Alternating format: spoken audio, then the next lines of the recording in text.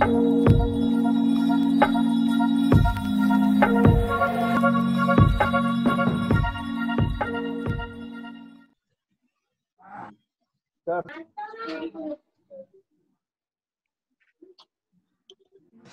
आपण data types, variables and constants बघणार आहोत.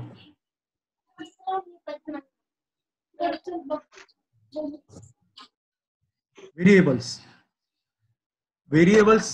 म्हणजे काय, तर व्हेरिएबल्स हे ज्यामध्ये आपण एक अशी गोष्ट आहे की ज्यामध्ये आपण डेटा होल्ड करू शकतो, अशी एंटाइटी आहे ज्यात आपण डाटा होल्ड करतो. म्हणजे थोडक्यात जर तुम्हाला एखाद्या तुमच्या शिक्षकांनी सांगितलं की 25 ही संख्या लिहा, तर तुम्ही काय कराल, सुरुवातीला वही उघडाल, वहीवरच्या तुमच्या पेजवर तुम्ही पहिल्या लाईनवर 25 ही संख्या लिहाल. आता जे आपण लिहितो ते कुठं लिहितोय की एका ब्लँक पेज, तर तीच तुमची मेमरी आहे. होल्ड कुठं करतो डेटा, तर मेमरीवर करतो, मेमरीमध्ये डेटा होल्ड करतो. व्हेरिएबल कुठं अलोकेट करतो डेटाला, मेमरीमध्ये. जसं आपण वहीवर लिहितो तसंच ते मेमरीवर लिहिलं जातं, किंवा वहीच्या पेजवर लिहितो तसं मेमरीवर लिहिलं जातं. आता काही व्हेरिएबलची जी नावं द्यायची तुम्हाला, तर त्या नावासाठी काही रूल्स आहेत. व्हेरिएबल नेम देताना त्याची स्टार्टिंग लेटर पासून झाली पाहिजे, अक्षरांपासून झाली पाहिजे, नंबर पासून स्टार्ट करता येत नाही. तुम्ही नंबर आतमध्ये इन्क्लूड करू शकता, आतमध्ये नंबर घेऊ शकता, पण त्याची सुरुवात ही अक्षरापासून झाली पाहिजे. त्यानंतर जास्तीत जास्त 250 कॅरेक्टर. त्यानंतर एक्सेलचे जे काही स्पेशल कीवर्ड्स आहेत, जे की एक्सेल मध्ये कीवर्ड म्हणून वापरले जातात, तर ते तुम्हाला या ठिकाणी वापरता येत नाही. आणि लास्ट, पूर्ण व्हेरिएबल्स जे आहेत तर कंटिन्युअस स्ट्रिंग मध्ये लिहावं लागतात. म्हणजे स्पेस देता येत नाही तुम्हाला, अंडरस्कोर वगैरे वापरता येतो. त्याऐवजी हा जो अंडरस्कोर आहे, हा अंडरस्कोर तुम्हाला वापरता येतो. जेव्हा आपण व्हेरिएबल डिक्लेअर करतो, तर कधीही व्हेरिएबल डिक्लेअर करताना आधीच व्हेरिएबल डिक्लेअर करायला पाहिजे. त्यांचं वापर करण्यापूर्वी व्हेरिएबल डिक्लेअर व्हायला पाहिजे. आपली व्हेरिएबलचे जे सुरुवात आहे ती डिमनी, डायमेन्शननी सुरुवात होती. व्हेरिएबल या पद्धतीने लिहिलं जातं, डायमेन्शन, DIM, डिम. व्हेरिएबलचं नाव, फर्स्ट नेम, त्यानंतर ऍज वापरायचं. आणि व्हेरिएबलचा जो प्रकार आहे, व्हेरिएबलचा टाईप आहे, स्ट्रिंग असेल, डेट असेल, इंटिजर असेल, जे कुठला असेल तो प्रकार तुम्ही व्हेरिएबलचा वापरायचा त्या ठिकाणी. आता आपण एक छोटासा व्हेरिएबल डिक्लेअर कसे करायचे त्यासाठी आपण एक छोटा प्रोग्राम बघूया.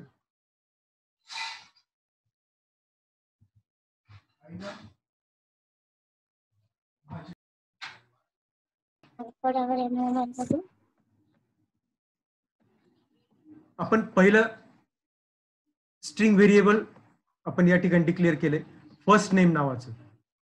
त्यानंतर लास्ट नेम नावाचं स्ट्रिंग व्हेरिएबल डिक्लेअर केले. एज, आपलं वय, एज आपल्याला डिस्प्ले करण्यासाठी इंटिजर डिस्प्ले केले, कारण स्ट्रिंग हे कॅरेक्टरसाठी डिक्लेअर केलं जातं. आणि जिथं आपल्याला अंक वापरायचे त्या ठिकाणी इंटिजर व्हेरिएबल डिक्लेअर केलं जातं. त्यानंतर एज आपल्याला अंकात पाहिजे, नंबर्स मध्ये पाहिजे, त्यामुळे आपण इंटिजर म्हणून डिक्लेअर केलंय त्याला. त्यानंतर बर्थडे, आपली डेट ऑफ बर्थ जी आहे ती डेट या प्रकारात आपण डिक्लेअर केलेली आहे. सॅलरी हे इंटिजर मध्ये डिक्लेअर केले. आता आपण फर्स्ट नेमला असाइन केले Ganesh, last name More, age 17, त्याची डेट ऑफ बर्थ 15/6/2002, सॅलरी 10,000. अशा पद्धतीने आपण डिक्लेअर केलेले त्याला. तर आपण याला रन करून बघूया. आणि या ठिकाणी आपल्याला इमिडिएट मध्ये डिस्प्ले करायचे, त्यामुळे आपण debug.print वापरले. आणि फर्स्ट नेम हे टायटल डिस्प्ले होईल. त्यानंतर फर्स्ट नेम या व्हेरिएबल मध्ये जे आपण गणेश नाव टाकले ते गणेश डिस्प्ले होईल. यासाठी एम्परसेंट आणि व्हेरिएबलचं जे नाव आहे, एम्परसेंट आणि व्हेरिएबलचं नाव, व्हेरिएबल काय डिक्लेअर केले आपण, फर्स्ट अंडरस्कोर नेम. तर त्या फर्स्ट अंडरस्कोर नेम मध्ये आपण काय स्टोअर केले, गणेश नाव स्टोअर केले. तर ते या ठिकाणी तुम्हाला स्क्रीनवर डिस्प्ले होईल. तसेच सगळे व्हेरिएबल डिस्प्ले होतील. हे खाली बघा इमिडिएट मध्ये तुम्हाला इथं दिसतंय की first name is Ganesh, last name is More, age 17, birth date 15/6/2002 आणि सॅलरी 10,000.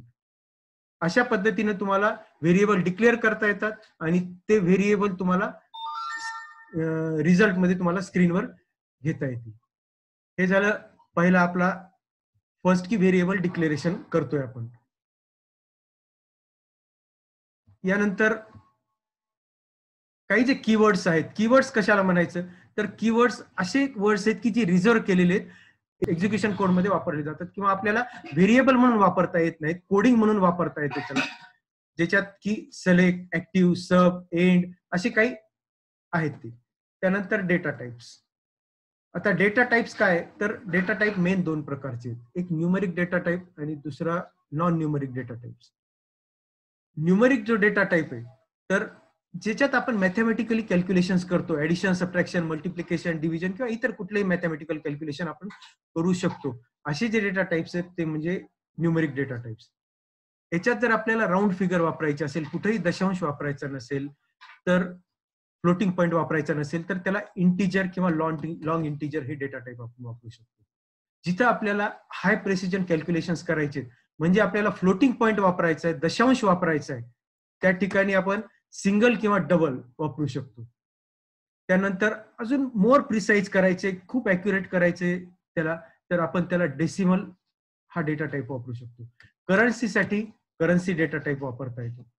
त्यानंतर नॉन न्यूमरिक डेटा टाइप जे आहेत, नॉन न्यूमरिक म्हणजे जिथं आपल्याला कुठलेही कॅल्क्युलेशन्स करायचे नाहीत, असे डेटा टाइप्स म्हणजे अक्षर जिथं वापरायचे किंवा जिथं कॅल्क्युलेशन्स वापरायचे नाहीत असे, ते म्हणजे पहिलं स्ट्रिंग आणि दुसरं डेट.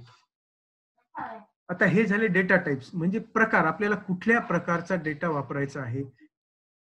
जर आपल्याला इंटिजर वापरायचे, नंबर्स वापरायचे, ज्याचे कॅल्क्युलेशन करायचे वगैरे, असे न्यूमरिक डाटा वापरायचा तर आपण इंटिजर किंवा लॉंग इंटिजर.